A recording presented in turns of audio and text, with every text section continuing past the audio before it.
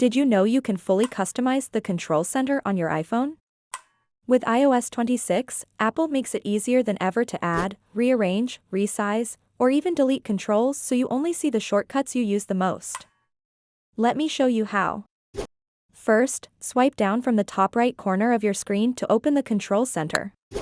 If you keep swiping down, you'll see that the control center is now divided into multiple groups of controls. You can also jump between groups by swiping through the icons on the right edge of the screen.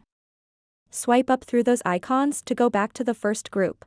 Many of these controls have extra options. For example, touch and hold the top left group of controls, then tap the AirDrop button to instantly open AirDrop settings. Or touch and hold the camera button to quickly take a selfie, record a video, or snap a photo. These long press shortcuts save you a lot of taps. To start customizing, tap the Add button in the top left corner of the control center. From here, you can rearrange, remove, resize, or even create new sections of controls. To rearrange, drag a control to a new position. For example, you might move flashlight to the top so it's always easy to reach. To remove, tap the Remove button in the upper left of a control. This is perfect if you never use something like an Apple TV remote. To resize, drag the handle in the bottom right corner of a control. You can make certain controls bigger for quicker access. To create a new section, tap the bottom circle icon on the right edge, then tap Add a control to place controls in their own group. You can also drag a control off the bottom of the page to create a new section instantly.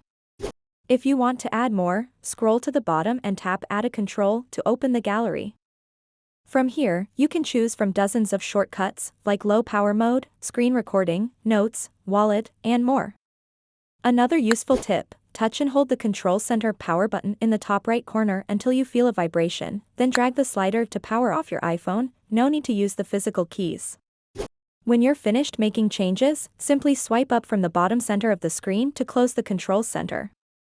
Your new layout is saved automatically. Try grouping your most used controls together, for example, keep Wi-Fi, hotspot, and Bluetooth in one section for quick toggles, and place productivity shortcuts like notes, calculator, and screen recording in another. This way, your control center feels personalized to your daily routine. And that's it. You now know how to add, edit, remove, and organize controls in iOS 26. If this video helped you customize your control center, give it a like, and check out my other iOS 26 tutorials for more ways to master your iPhone.